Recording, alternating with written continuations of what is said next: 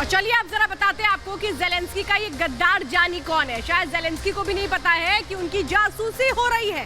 जी हाँ, ज़ेलेंस्की की जासूसी हो रही है। जो भी बातचीत वो अपने अधिकारियों से करते हैं, जो भी प्लानिंग करते हैं, वो सब इंटरसेप्ट हो रही है। हर बातचीत का डिटेल रखा जा रहा है। ज़ेलेंस्की और उसके अधिकारियों की जो बातचीत है वो लीक हो चुकी है। लीक किसने की है? पेंटागन की एक रिपोर्ट आई है जिसमें उन्होंने कहा है कि पेंटागन से ये जो तमाम चीजें हैं ये लीक की जा रही हैं। यानी पेंटागन के पास क्या वो तमाम तरीके हैं जिससे जासूसी की जा सके और ज़ेलेंस्की की जासूसी के पीछे का क्या मकसद है।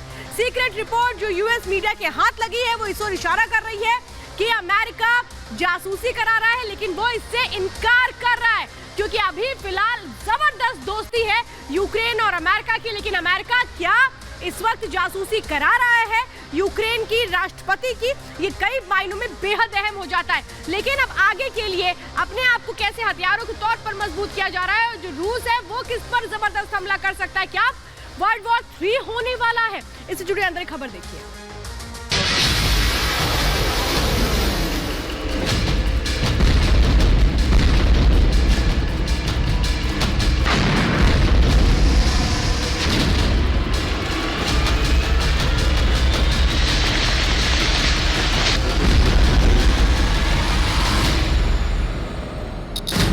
बीत गए 14 महीने पर नहीं थमा रूस यूक्रेन युद्ध।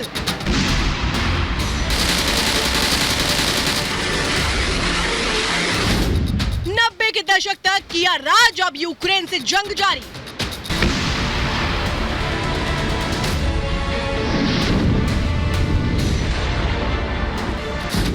दुनिया की दूसरी सबसे बड़ी सेना यूक्रेन की मजबूती बनी कसौटी।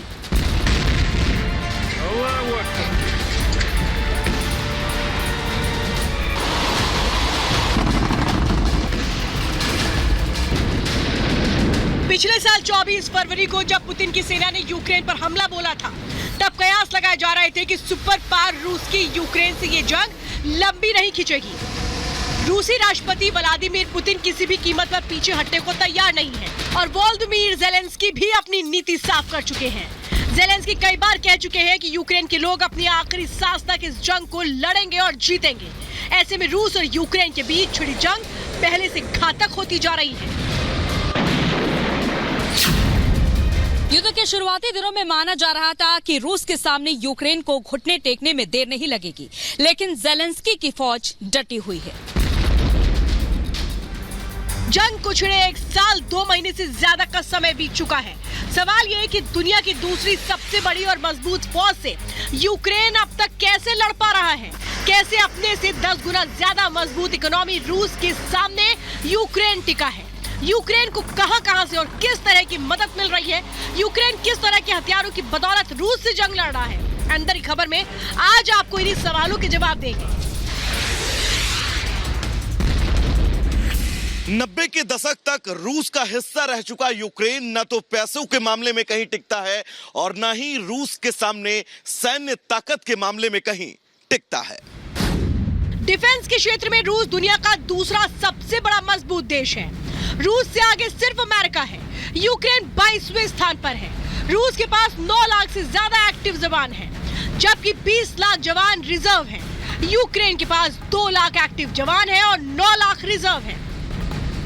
फिर भी यूक्रेन रूस के सामने किसी भी तरह से कमजोर पड़ता नहीं दिख रहा। रूस से लगातार यूक्रेन का लोहा लेने का कारण ज़ेलेंस्की को दुनिया के कई बड़े ताकतवर देशों से मिल रही मदद है। यूक्रेन को दुनिया के 80 से ज्यादा देशों से अलग अलग तरह से मदद मिल रही है। इसमें 31 ऐसे देश हैं जो यूक्रेन को घातक हथियार और मिसाइलें दे रहे हैं। यूक्रेन की हथियारों और आर्थिक रूप से मदद करने वाले बड़े देशों में अमेरिका, यूरोपीय union, Britain, France, Poland, Italy, Netherland, Germany, Canada, Australia, Norway शामिल है। यूक्रेन का सबसे बड़ा मददगार उभरकर रूस का सबसे बड़ा दुश्मन अमेरिका सामने आया है। अब और आइए अब मैं आपको बताती हूँ हथियारों के बाजार में किसकी बादशाहत है।